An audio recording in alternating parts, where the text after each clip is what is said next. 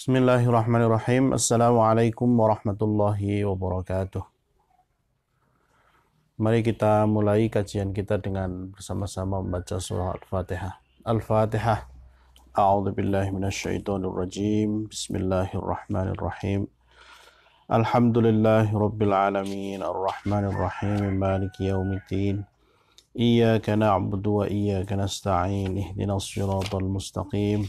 صراط الذين أنعمت عليهم غير المغضوب عليهم ولا الضالين آمين.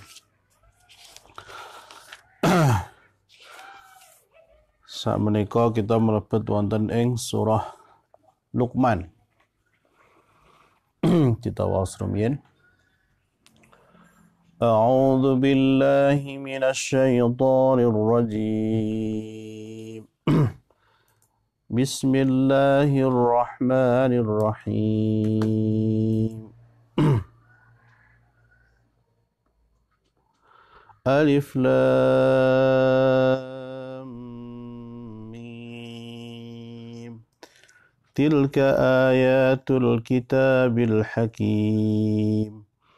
Hudan wa rahmatan lil muhsinin.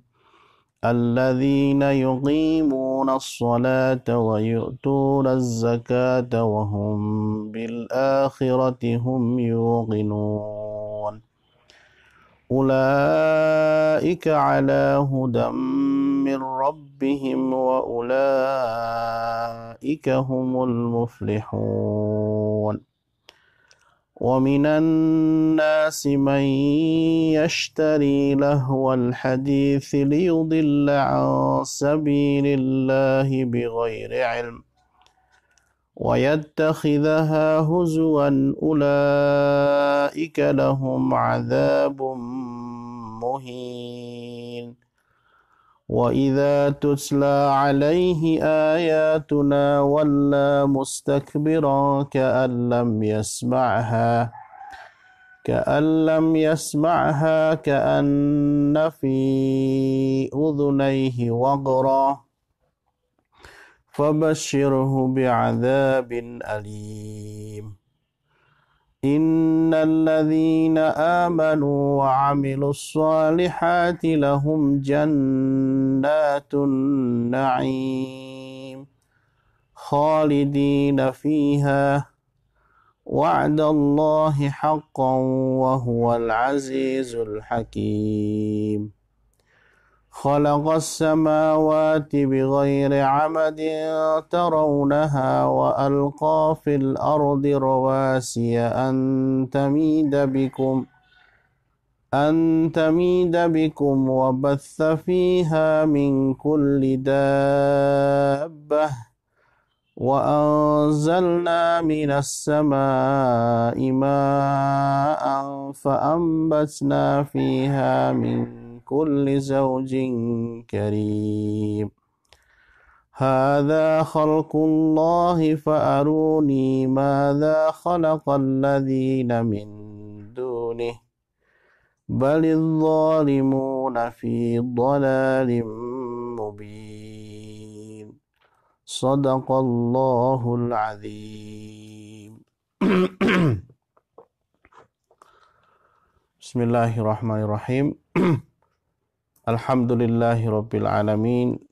Alhamdulillahilladzi hadana li hadza wa ma kunna linahtadiya laula an hadanallah. Asyhadu an la ilaha illallah wahdahu la syarikalah wa asyhadu anna Muhammadan abduhu wa nabiyyuhu wa rasuluh. Allahumma salli wa sallim wa barik ala sayyidina Muhammadin wa ala alihi wa ashabihi asma'in. Summa amma ba'du. Rabbi shrah li sadri wa yassir li amri wahlul 'uqdatam min lisani yafqahu qawli. Amin.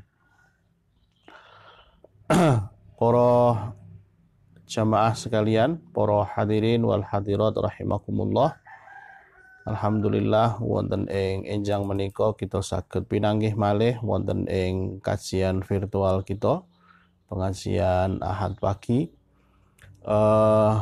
Sinaosa suasana radi mendung, suasana radi kirang cerah saengga pangapunten menawi cahayanipun iki kirang cerah lan ugi sinaosa wabah pandemi Covid menika dereng purun tuntas saking negeri kita menika. Dados sasampunipun dipun bikak beberapa lokasi wilayah mawi kebijakan new normal, ternyata enggang terjangkiti penderita Covid malah semakin bertambah, sehingga para jamaah sekalian kita terus berupaya berdoa, berikhtiar dumateng Gusti Allah, berdoa nyuwun supados wabah penyakit menika segera dihilangkan, segera diangkat.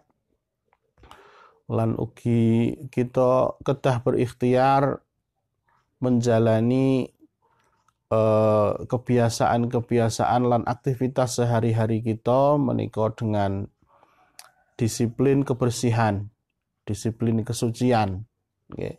Menggunakan masker, menggunakan tidak banyak keluar rumah jika tidak diperlukan. Salawat lan salam mugi tansah katur tansah kunjuk dumateng Nabi kita Nabi Muhammad sallallahu alaihi wasallam. Sumrambahipun dumateng sedaya ahli bait, dumateng sedaya sahabat lan sinten kemawon ingkang istiqomah wonten ing mergi dalan Islam menika. Kita lajengaken pembahasan wonten ing surah Luqman. Kala wingi sampun kita sareng-sareng kerampungaken pembahasan wonten ing surah Ar-Rum, menika mlebet wonten ing surah Luqman. Surah Luqman menika kula kinten termasuk salah satu surat ingkang cukup populer di kita baca di dalam Al-Qur'an, kita dengar di dalam banyak forum, utaminipun merujuk dumateng tokoh Luqman Al-Hakim ingkang menjadi nama dari surat ini. Nah, menawi mangke menawi dumugi pembahasan wonten ing Luqman Al-Hakim dan nasihat-nasihatnya, kita bakal bahas secara lebih detail tentang siapakah gerangan tokoh Luqman Al-Hakim menika. Nah, wonten ing kesempatan enjang menika kita wiwiti rumiyin di bagian awal dari surat Luqman. Nah, surat Luqman menika termasuk surat ingkang kategori turun di periode Makkah utawi dipun kenal dengan surat Makkiyah. Lan miturut beberapa riwayat bilih surat Luqman menika diturunkan sesudah surat As-Saffat. Menurut sebagian beberapa riwayat. Nah, lan surat Luqman dimulai dengan huruf-huruf misterius ya. Al-ahruf al-mutaqati'ah, huruf-huruf yang terpotong-potong satu dengan yang lain, tidak memiliki makna yang bisa kita pahami. Inggih menika alif lam mim. Riyen sangat nalikanipun kita membahas di surah Al-Baqarah, sampun nate kita bahas bilih rahasia dari huruf-huruf awal ya. Rahasia dari alif lam mim dan sebagainya, antara alif lam ra wonten shad dan sebagainya menika banyak para ulama yang memaknai bahwa alif lam mim itu maksudnya adalah melambangkan dari kitab suci Al-Qur'an. Mila biasanipun menawi wonten ayat-ayat pembukaan yang berupa huruf-huruf seperti itu niku diikuti dengan penjelasan atau diikuti dengan penjelasan tentang ayat-ayat tentang Al-Qur'an. Bapak ini pun niki nggih. Alif lam mim tilka ayatul kitabil hakim. Mangke kita saged ugi panggihi alif lam mim dzalikal kitab la raiba fi. Yasin wal Qur'anil hakim. Shad wal Qur'ani dzidzikr. Qaf wal Qur'anil majid. Kaf ha ya ain shad dzikru rahmati rabbika. abdahu Zakaria. Jadi ternyata kita menemukan pola-pola yang hampir sama, bahwa di setiap ayat yang diturunkan dalam bentuk pembukaan surat yang berupa huruf-huruf seperti itu, biasanya kok menika diikuti dengan penjelasan tentang makna Al-Quran, sehingga banyak ulama yang menyebutkan huruf-huruf seperti itu maknanya adalah melambangkan dari Al-Quran. Tapi itu salah satu makna kemawon. Nah, riyen nalikanipun kita bahas wonten ing surat napa nggih, surat Al-Baqarah menawi mboten kelintu. Wonten ing tafsir Ibnu Katsir ugi dipun jelasaken bilih ternyata semua huruf-huruf yang menjadi pembukaan dari surat yang seperti itu, atau kita balik, pembukaan surat yang terdiri dari huruf-huruf yang misterius seperti itu, ternyata semua huruf-hurufnya menika ketika dikumpulkan menika membentuk satu kalimat, sekedap pulau patos daripada keliru.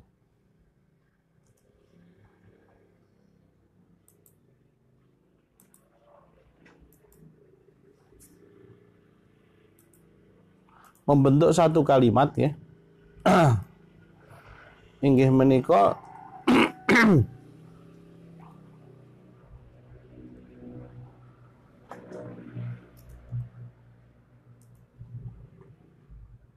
nah niki nasun hakimun qati'un lahu sirrun. Jadi satu kalimat ingkang kokoh, ingkang kuat, ingkang memiliki rahasia-rahasia. Maka insya Allah kapan-kapan kita bahaskan di langkung mendalam.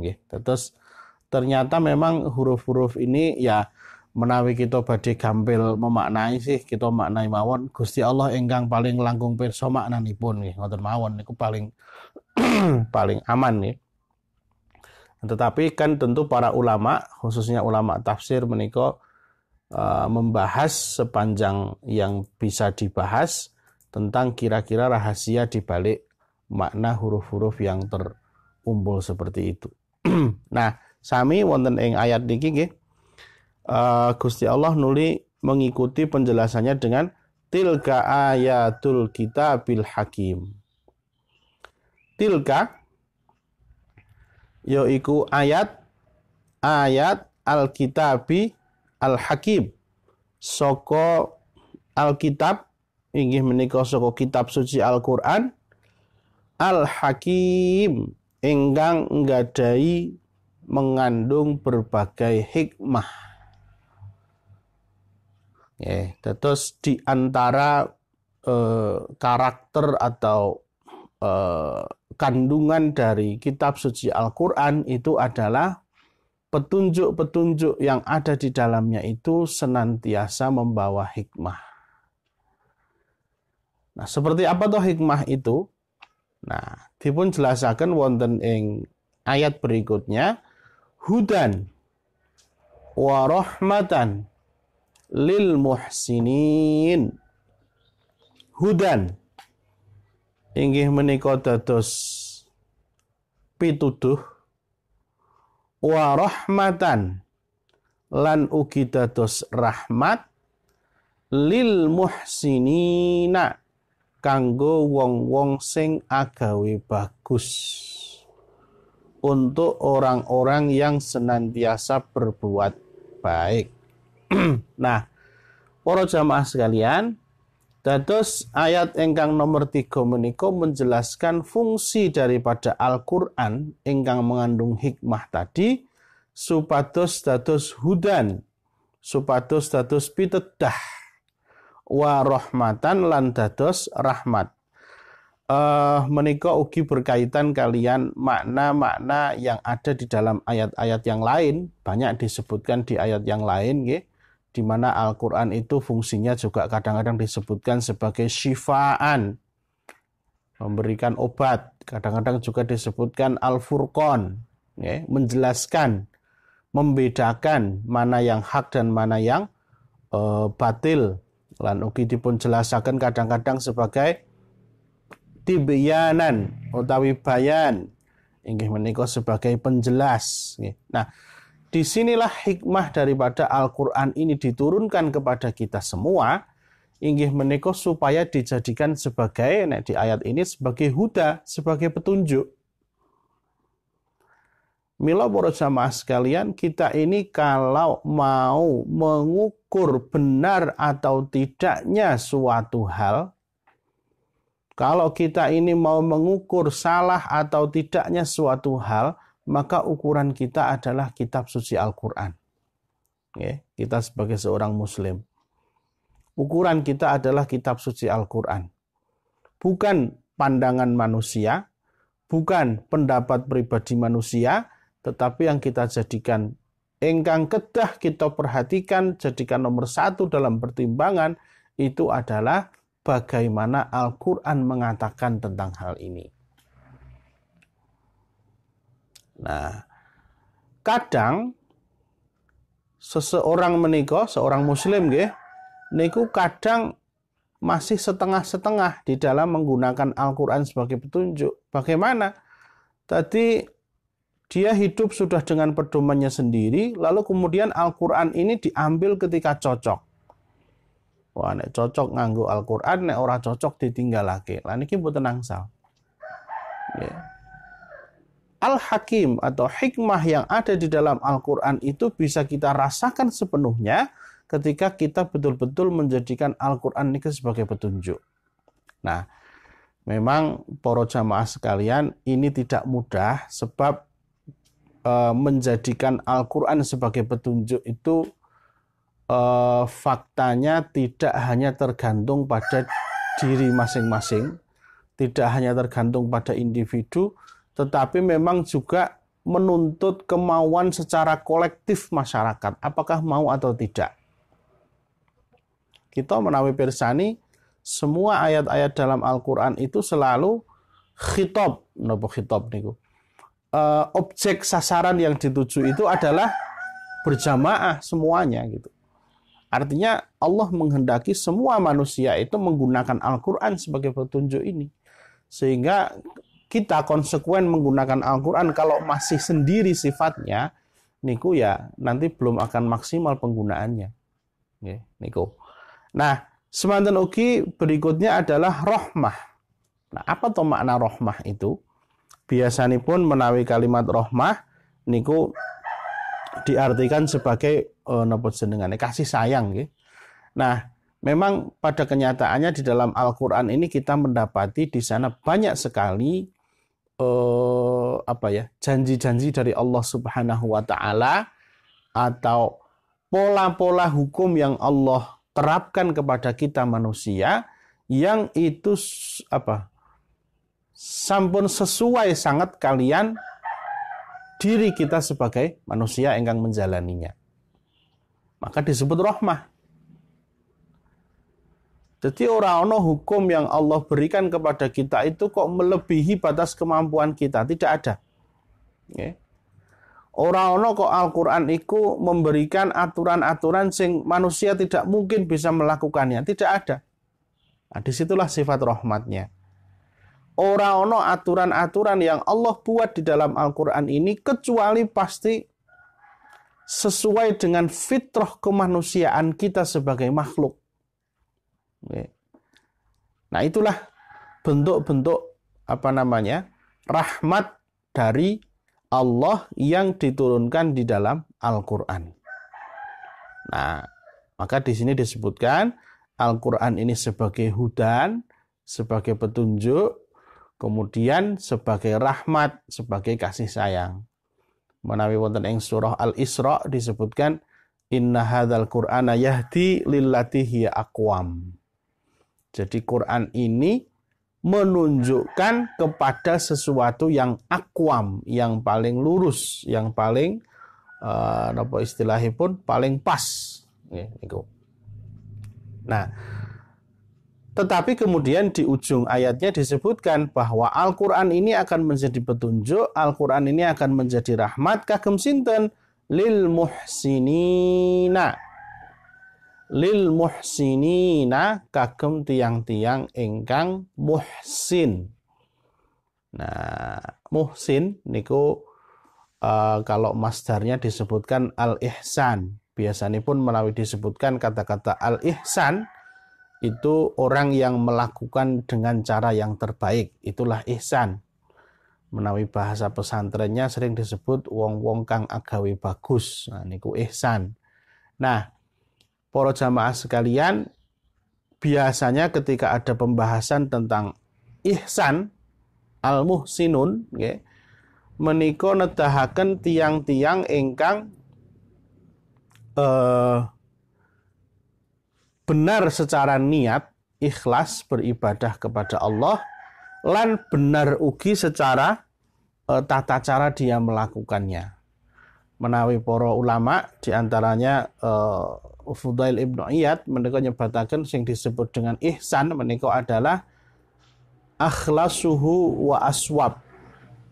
Dadi sing paling ikhlas tur paling bener tata caranya. Terus ngeten nggih sebagai penjelasan, syarat diterimanya amal kita itu kan ada dua itu tadi. Yang pertama ikhlas karena Allah, yang kedua tata caranya benar sesuai dengan tata cara yang diajarkan Rasulullah. Jadi nek awake dhewe salat niku niate kudu bener, ikhlas ngibadah dumateng Gusti Allah, tur carane ya kudu bener, padha karo sing diajarke Kanjeng Nabi. Jadi nek ana wong salat ikhlas, salat subuh aku ikhlas banget. Tapi nek 2 rakaat tok kok ora marem ketoke tak tambahi sak rakaat engkas. Lah niki berarti ikhlas tapi ora bener carane. Dadine nggih mboten dipun tampi. Kosok wangsulipun ana wong sing tata carane bener tapi ora ikhlas. Wah, dadi ana wong salat jamaah eneng ngarep dhewe, salat Isya apa meneh nggih. Wah, wis bener tata carane kabeh 4 rakaat, bacaane yo bener. Ditekoni lha kowe napa to kok ndengaren salat ning shaf ngarep dhewe. Lah ora enak ana calon maratuwaku kan aku ora enak nek ora ning masjid. Lah niki berarti ora ikhlas. Dadi salat ning ngarep dhewe mau jebule mergo ana calon maratuwane. Nah niki berarti carane bener tapi niate ora bener. Lah niki nggih mboten dipun tampi. Nah, al-muhsinun menika tiang-tiang ingkang menggabungkan antara niat yang ikhlas dan tata cara yang benar. Biasanya menawi pembahasan di dalam konteks ibadah, ihsan itu dimaknai dengan itu tadi.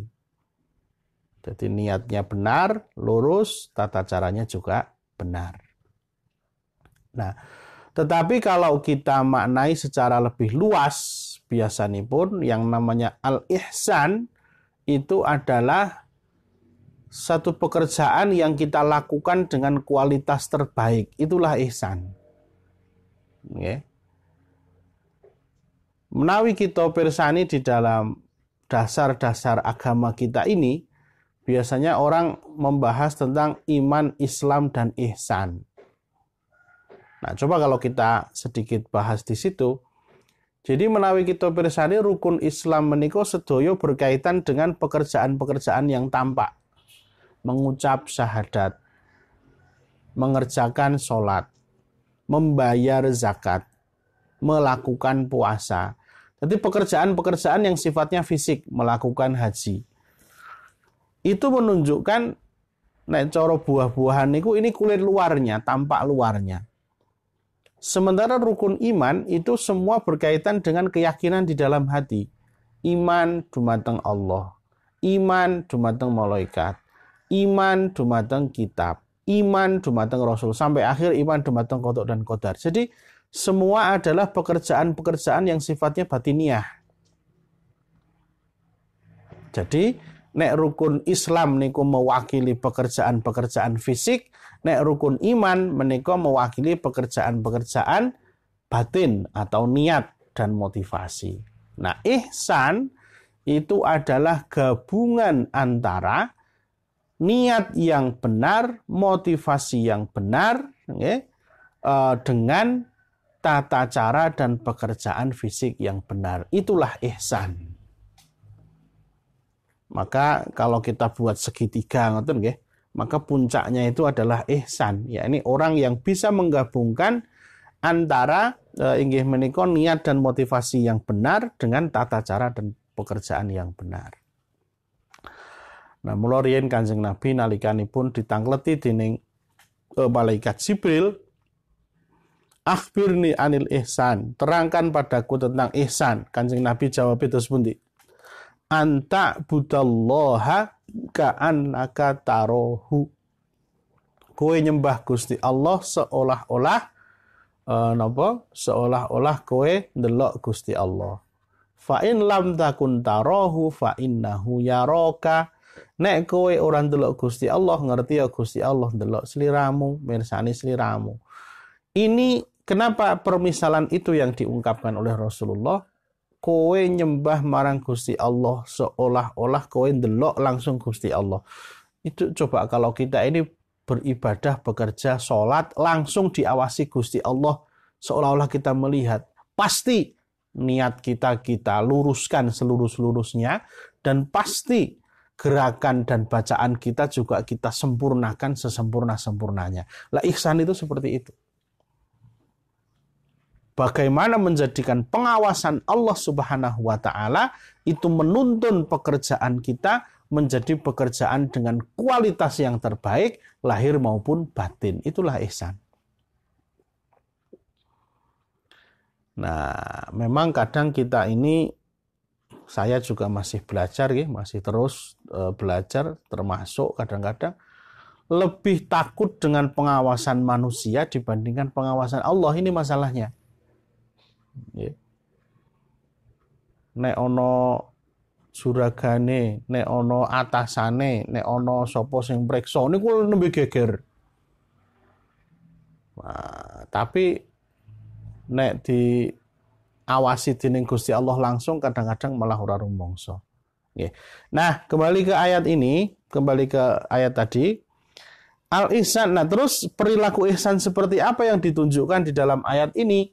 Nah, para jamaah sekalian, itu ditafsirkan di ayat berikutnya. Alladzina yuqimunas sholata wa yu'tunaz zakata wa hum bil akhirati hum yuqinun. Coba ya. Ini kalau di dalam ilmu ulumul Quran niki jenengane tafsirul Quran bil Quran. Jadi ada satu ayat yang penjelasannya dijelaskan dalam ayat yang lain. Nah, itu namanya tafsir Al-Quran bil Quran. Nah, sapa sing dimaksud al-muhsinin ana ing ayat nomor 3, yaiku alladzina yuqimunas shalah, wong-wong kang padha ngedekake salat, wa yu'tunaz zakata, lan wong-wong kang padha mbayar zakat, wa hum lan wong akeh mau bil akhirati kelawan akhirat, hum yo wong akeh mau yuqinuna podo yakin. Nah, cobi bersani di ayat ini. Lagi-lagi sebagaimana yang saya jelaskan di depan tadi, ihsan menggabungkan antara perilaku fisik dan keyakinan di dalam hati. Apa perilaku fisiknya? Yuqimunas shalah, yu'tunaz zakah. Mendirikan sholat dan membayar zakat. Tapi tidak cukup dengan perilaku fisik sholat dan zakat. Tapi di ujung ayat dikatakan wahum bil akhirati hum yuqinun. Napa to wong kuwi kok gelem sholat, napa to wong kuwi kok gelem bayar zakat, sebab dhek yakin akan ada akhirat yang menunggu. Sebab dia yakin bahwa nanti dengan sholat dan zakatnya itu, dia akan mendapatkan balasan di akhirat. Dan begitu juga sebaliknya, sebab dia yakin, nek dia orang lakoni sholat, orang bayar zakat, maka di akhirat juga akan ditunggu dengan balasan yang sesuai dengan yang dia perbuat. Nah, ini ya. Jadi sekali lagi, inilah orang-orang yang ihsan tadi. bagaimana keyakinan dia terhadap akhirat itu kemudian mendorong dia untuk melakukan pekerjaan-pekerjaan yang secara fisik bisa dilihat. Bentuknya adalah ibadah dumateng Allah Subhanahu wa taala. Mbok menawi pola ini juga agak mirip nanti dengan di surat Al-Baqarah nggih, di awal. Alif Lam Mim dzalikal kitabu la raiba fihi hudan lil muttaqin. Kitab ini jadi petunjuk bagi orang-orang yang bertakwa. Sapa to wong sing bertakwa kuwi alladzina yuqimunas shalah wa yu'tunaz zakah wa bil akhirati hum yuqinun. Walladzina yu'minuna bima unzila ilaika wa ma unzila min qablik. Nggih. Nah, alladzina yuqimunas shalah wa mimma razaqnahum yunfikun. Ngoten nggih. Walladzina yu'minuna bima unzila ilaika wa ma unzila min qablik wa bil akhirati hum yuqinun. Nah niku mengke sami ulaika ala hudan min rabbihim wa ulaika humul muflihun, persis ayat yang kelima. Jadi pola-polanya sama. Bahwa keyakinan yang dipunyai oleh seseorang itu mendorong dia untuk melakukan perbuatan-perbuatan fisik.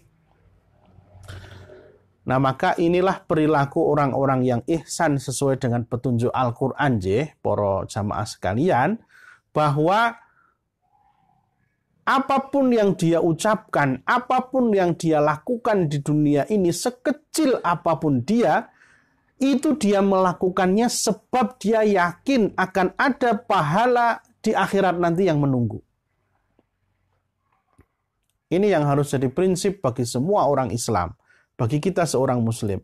Napa to kok kowe gelem ngucap kaya ngono? Napa to kok kowe gelem nglakoni kaya ngono? Sebab kowe yakin kuwi diperintah dening Gusti Allah, lan sebab kowe yakin nek kuwi perintah saka Gusti Allah, sok neng akhirat bakal ono balesane. Itu semua harus begitu. Turu yo ngono, maem yo ngono, nyambut gawe yo ngono. Semua itu kita lakukan karena kita diperintah oleh Allah dan karena kita yakin akan ada balasan nanti di akhirat. Itulah orang-orang yang ihsan. Mula kita tidak akan pernah sepakat dengan orang-orang yang memisahkan antara agama dengan kehidupan pribadi. Itu kan urusan agama. Jangan bawa-bawa agamalah di dalam ini, di dalam itu. Oh, lawang ramudeng.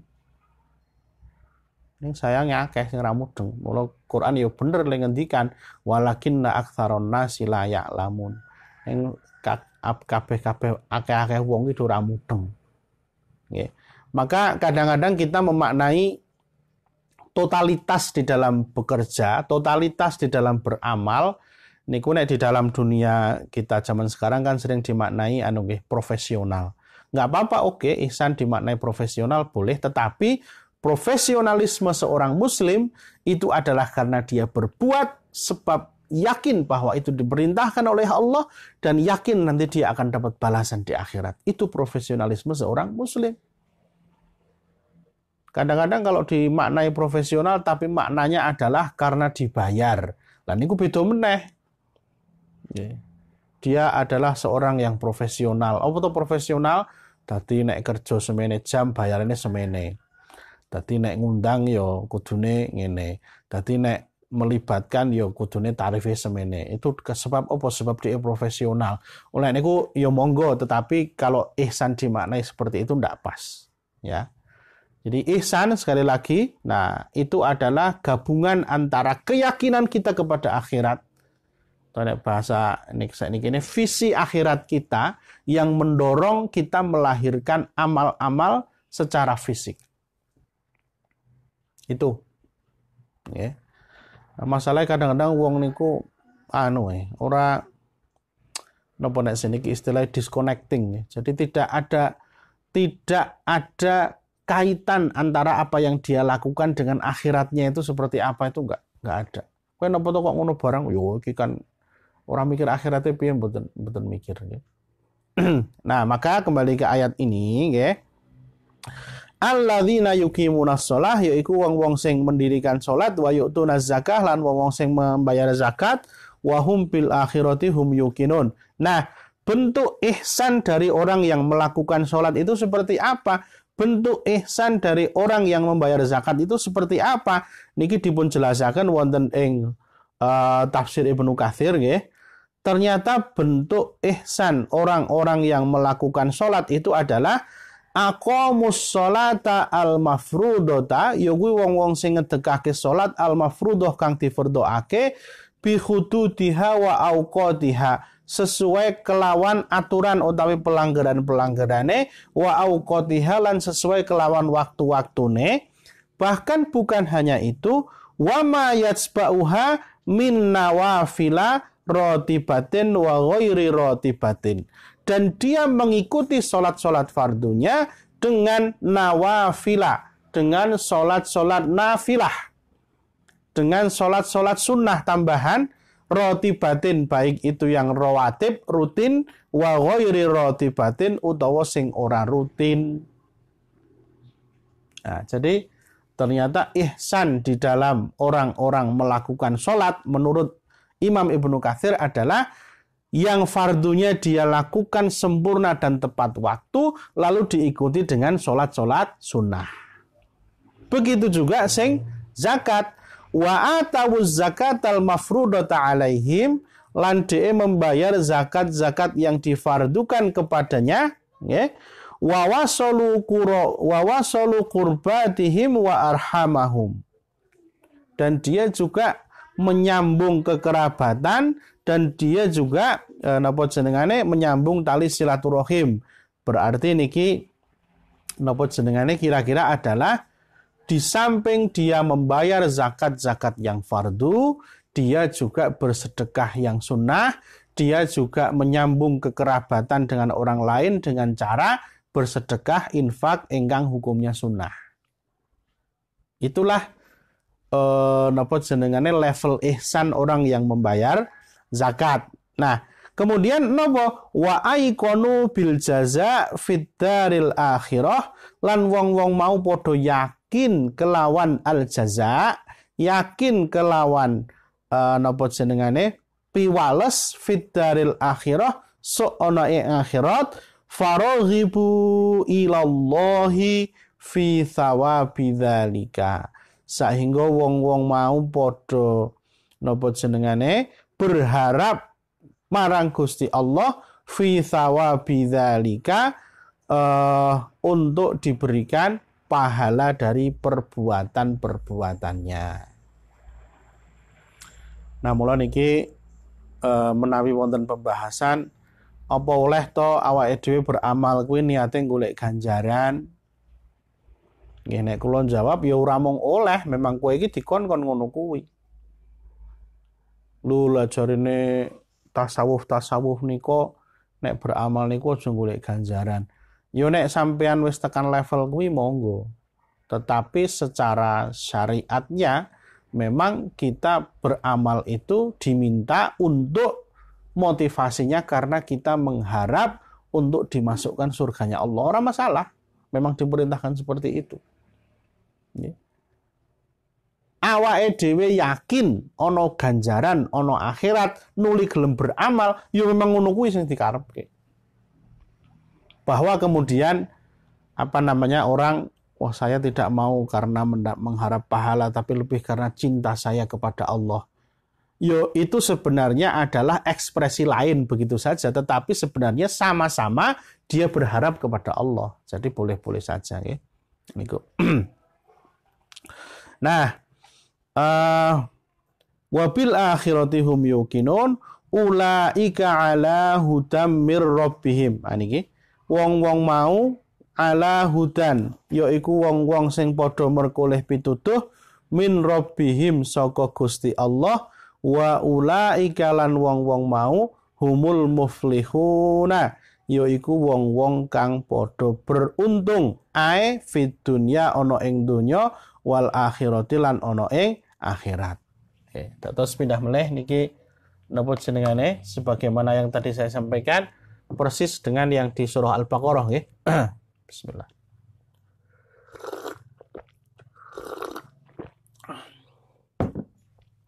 Persis ingkang wonten ing surah Al-Baqarah tutup juga dengan kalimat yang sama, ulaika ala hudam min rabbihim wa ulaika humul muflihun.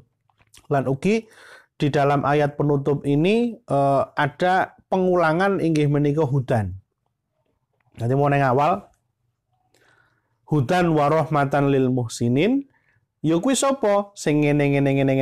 Lah wong itulah sing bakal entuk hudan. Kan Al-Baqarah nggih ngoten. Dzalikal kitabul la raiba fihi hudan lil muttaqin. Ngoten nggih. Ngandhape nggih diwangsuli malih. Nah, itulah sedikit penjelasan tentang orang-orang yang muflih, orang-orang yang beruntung. Nah, tetapi para jamaah sekalian, ternyata memang tidak semua orang mendapatkan keuntungan seperti itu.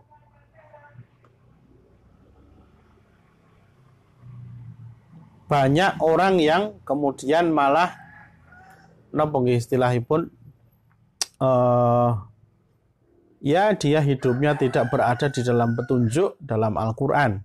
Nah, mulai disebutkan ayat berikutnya, wa minan nasi may yashtari lahwal hadithi liyudilla an sabilillah bighairi ilmin. Wa minan nasi lan di antara para menungso iku man ana wong yastari kang padha tuku. Arti aslinya yastari niku tuku. Nah, utawi dipun artosaken menggunakan, ginakaken lahwal hadithi. Ya. Lahwal hadithi, ucapan-ucapan engkang lahwun, ucapan-ucapan engkang sia-sia, liyudilla an sabilillahi, kanggo nyasarake saka dalane Gusti Allah, bi ghairi ilmin, tanpa anane ilmu, wa yattakhidhaha, lan bahkan ndadekake dalane Gusti Allah iku huzuan, dadi napa istilahipun, senda gurau, canda tawa, sembranan. Ulaika wong-wong akeh mau lahum tetep kedue wong akeh apa adzabun siksa muhinun kang menghinakan. Nah, kita bahas ayat menika para jamaah sekalian. Menawi kita pirsani wonten ing tafsiripun di tafsir Ibnu Katsir nggih, yang dimaksud dengan lahwal hadis di sini itu adalah al-ghina, lagu-lagu, nggih, musik-musik. Niki banyak riwayat yang menyebutkan bahwa makna daripada lahwal hadis itu adalah al-ghina. Coba ya, saya bacakan beberapa ini. Qala Ibnu Mas'ud fi qoulihi ta'ala wa minan nasi may yashtari lahwal hadis. Sahabat Abdullah bin Mas'ud menafsirkan yashtari lahwal hadis huwa al-ghina. Dia adalah nyanyian-nyanyian. Lan ugi wonten melih niki ten ngandhap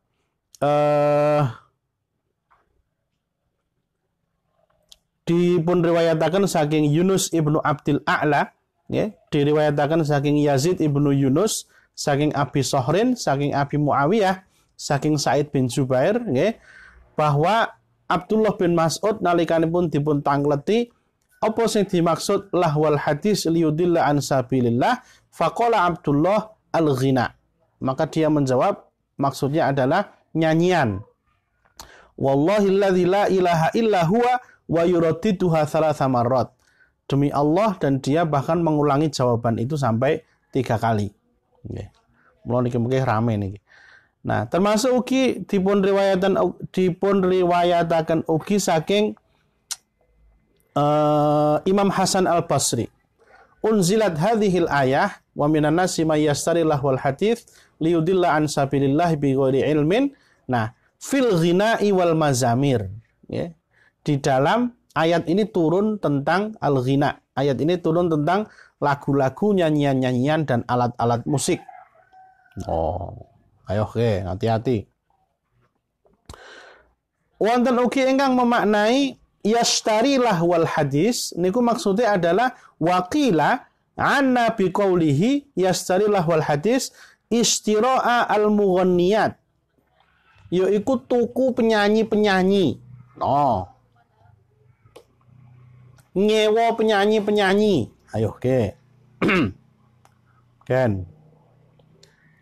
Mula niki kula maosaken nggon tafsir Ibnu Katsir lho nggih. Nanti akan saya bahas khilafiyah para ulama dalam masalah musik dan lagu seperti biasa. Tetapi ini saya bacakan dulu apa adanya. Tafsir Ibnu Katsir ini termasuk ketika menafsiri lahwal hadis, ini Imam Ibnu Katsir mencantumkan riwayat-riwayat dan juga pemaknaan penafsiran dari para sahabat, dari para tabi'in, ingkang menyebutkan bahwa lahwal hadis itu adalah al-ghina. Bahwa lahwal hadis itu adalah nyanyian-nyanyian dan musik-musik. Niku. Nah, mula bahkan juga disebutkan di sini ada hadis Rasulullah, la yahullu bai'ul mughanniyat wala syira'uhunna. Tidak dihalalkan menjual dan menjual belikan para penyanyi-penyanyi. Itu. Nah, mila niki memang kalau melihat dari riwayat-riwayat yang dicantumkan dening Imam Ibnu Katsir, itu semua mengarah kepada nyanyian, musik-musik dan sebagainya. Nah, para jamaah sekalian, mila mbok menawi perlu secara ringkas kawula singgung masalah hukum. Bagaimana sih sebenarnya hukum nyanyian dan musik-musik? Tentu menawi kita badhe membahas hukum sesuatu itu tidak boleh napa istilahipun nggih, tidak boleh ngotot, tetapi memang harus berdasarkan pada apa yang kita baca. Nah, dan memang masalah musik ini nanti ujung-ujungnya adalah seperti biasa ada khilaf. Tetapi memang ada nyanyian dan musik yang sepakat diharamkan, yang para ulama sepakat itu haram, dan ada nyanyian dan musik yang para ulama itu sepakat itu halal. Nah, maka di antara keduanya nanti yang menjadi khilafiyah. Yang sepakat haram adalah semua jenis nyanyian, musik yang berisikan syair-syair yang jelek. Umpamanipun, isi syair lagunya itu mengajak pada kesyirikan, maka para ulama sepakat itu haram. Atau isi daripada syairnya itu mengajak pada kemaksiatan, pada kecabulan, lagu-lagu yang isinya tentang hal-hal yang menunjukkan perilaku yang jelek, akhlak yang jelek, ini juga diharamkan. Wes, nah niki mboten sah kakean pembahasan. Selama memang isinya mengajak kita pada kemusyrikan, kemaksiatan, okay, menularkan kemaksiatan, membawa pada kondisi kemaksiatan, nah maka ini sudah, itu haram. Okay. Kemudian ada juga jenis-jenis musik yang disepakati halalnya. Nah, yang disepakati halalnya dan lagunya itu adalah memang musik-musik dan lagu-lagu yang diperdengarkan di momentum-momentum kebahagiaan. Nah, di dalam hadis-hadisnya itu ada disebutkan napa jenengane di hari raya. Kemudian juga ketika ada zafaf, napa jenengane zafaf niku di napa jenengane pernikahan, perkawinan, ya, tapi tetap dengan syarat tadi itu. Ya, ini tidak boleh isinya itu adalah hal-hal yang jelek. Nyuwun sewu. Nek ana nggon walimahan, lho berarti nggon walimahan niku ngundang musik angsal mawon, tetapi syaire jangan yang saru-saru. Nyuwun sewu. Nek nggon hajatan, nek nggon nopo tapi penyanyine saru, syaire saru, ngajak mikir saru, ngajak porno, haram dosa wis. Ya. Iki kan budaya, ya wis karepmu. Kowe arep nggo Quran apa nggo apa le sepakat nggih. Nah, mila meskipun di momentum hari raya, di momentum bahagia nggih, tetap saja tidak boleh kemudian syair-syairnya yang jorok, Tidak boleh kemudian penyanyinya jorok, enggak boleh. Ya. Jadi kalau di hadisnya itu, kalau betul apa hadisnya, jadi ketika ada sahabat yang melakukan pernikahan itu, bahkan Rasulullah bertanya, kenapa tidak ada yang memukul duf, getek, kenapa jenengannya terbang? Nah, maka nanti di sini juga akan ada khilafiyah masalah alat musiknya apa saja yang dibolehkan. Sebagian membatasi pada yang tidak bernada saja, terbang, gendang, duf. Sebagian lain yang lebih longgar mengatakan alat musiknya apa saja boleh, yang penting lagunya itu tidak membawa orang pada maksiat, isinya adalah isi yang baik. Nah, maka kembali ke masalah musik dan lagu tadi, ada yang para ulama sepakat diharamkan, yaitu yang memang membawa orang pada maksiat. Nah, maka di ayat ini tadi sejatosipun ugi menjelaskan masalah itu. Jadi lahwal hadis itu dipergunakan liyudillah an sabilillah, untuk menyesatkan orang dari jalan Allah bi ghairi ilmin, tanpa ilmu, wa yattakhidhaha huzwa. Ya. Jadi maka yang sepakat diharamkan adalah semua yang membuat orang semakin jauh dari Allah. Yang sepakat dihalalkan adalah tadi musik-musik yang membawa suasana kegembiraan dengan syair-syair yang baik tentunya. Nah, maka memang biasanya nanti akan ada perdebatan juga masalah lah, terus nek nasyid Islam itu pundi, ngoten nggih. Kita melihat nggih para jamaah sekalian. Pertama dari sisi kontennya itu harus tidak ada masalah dulu. Oke lah, nek nasyid Islami mestine syaire ya apik, mosok nasyid Islami syaire elek-elek. Tapi meskipun kontennya baik, isinya baik pun nek menyebabkan kita liyudillah an sabilillah, marake awake dhewe males ngaji, marake awake iki guru malah nasyitan wae, malah rengeng-rengeng wae kok ngaji kok ora tahu, ana adzan ya ora ning masjid, malah guru-guru lah, itu juga berarti masuk kategori itu. Jadi konten yang baik tapi juga memberikan efek yang baik pula. Harapannya seperti itu. Ya. Konten yang baik pun nek menyebabkan kita terbelokkan dari mengingat Allah, itu berarti juga jadi tidak baik. Memang kadang-kadang disinilah perlunya kita itu bukan hanya membahas dari sisi fikih saja, tetapi fikih ini kan, hukum itu kan dibuat, ditetapkan untuk membentuk perilaku kita.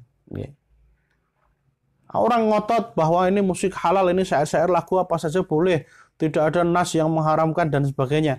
Tapi nyatanya ketika dia mendengarkan terus itu kemudian membuat dia lupa kepada Allah. Apalane ra nambah-nambah, tambah sak surat hilang telung surat. Lah ini kan berarti masalah itu.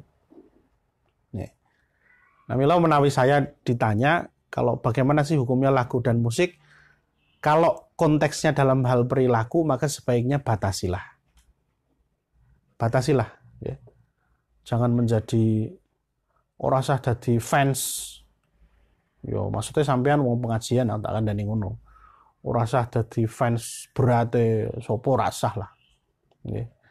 Ya, perlu dengarkan yang baik-baik saja, sekedar untuk karena memang dulu ada riwayat nih, ada di antara dalil yang digunakan oleh mereka yang membolehkan itu, dulu pernah sahabat Umar bin Khattab niku tanglet dumateng sahabat, kenapa kok dolanan musik seperti itu? Sebab ini menyeimbangkan emosi saya, katanya begitu. Nanti coba dicari riwayatnya, saya agak lupa namanya siapa. Ini menyeimbangkan emosional saya. Kan memang kadang-kadang di beberapa pelatihan atau apa niku nggih. Jadi ternyata otak kita itu perlu dikondisikan dengan salah satunya dengan perantara musik yang rengeng-rengeng sing enak ngono. Apik meneh jane nek dengan tilawah murotal. Wah, aku nyaman banget ya otake nek ngrungokke murotale Syekh Musyari Rasyid. Wah, niku sip niku. Nah, repote nyaman nek karo musik, nek krungu Quran mubal, aku repot. Nek krungu musik penak, nek krungu Quran mlayu. Lah iki piye iki terusan? Salah berarti. Oke, nggih.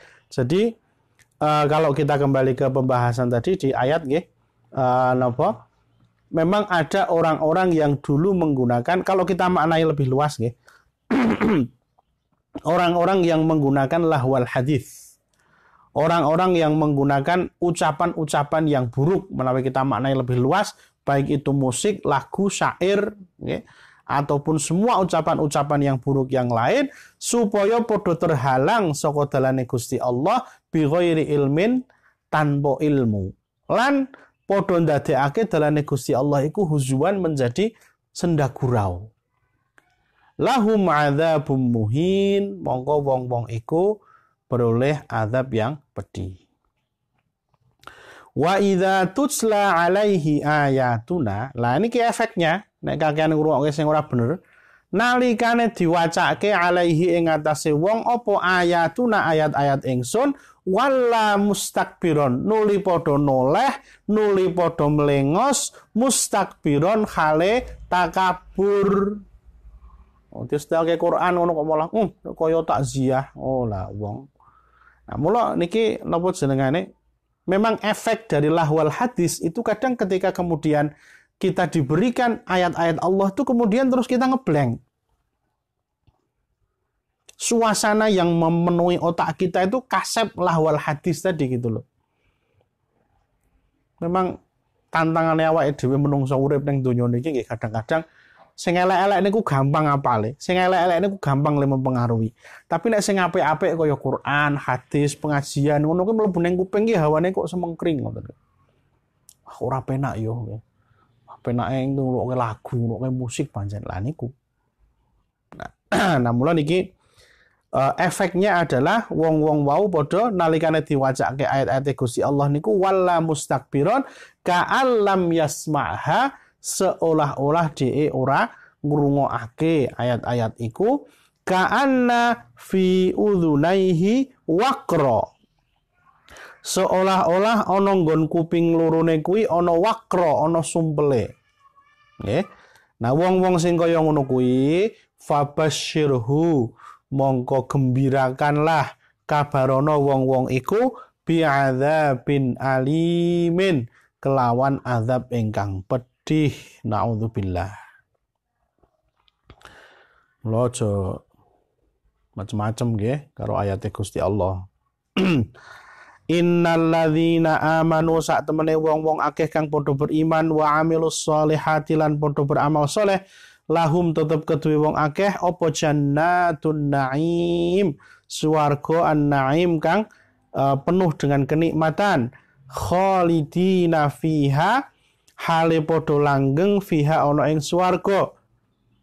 Amin amin. Wa'dallahi haqqo, iku janjine Gusti Allah haqqon ingkang hak.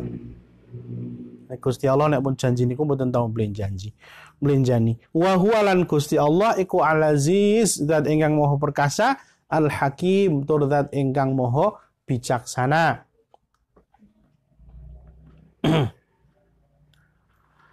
Khalaqas samawati bi ghairi amatin tarawnaha.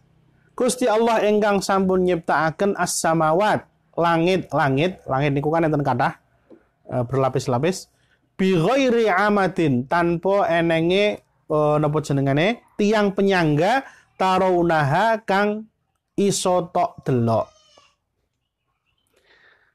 Jenengan nek krungu kata-kata ngeten iki kesimpulane langit niku enten tiange napa mboten? Coba nggih. Gusti Allah nyiptake langit sing ora ana sanggone sing iso tok delok. Kesimpulane jenengan langit niku enten sanggone napa mboten? Nggih, coba tak baleni. Gusti Allah nyiptake langit sing ora ana sanggone sing iso tok delok. Berarti ana sanggone apa ora? Nah, tergantung penekanannya.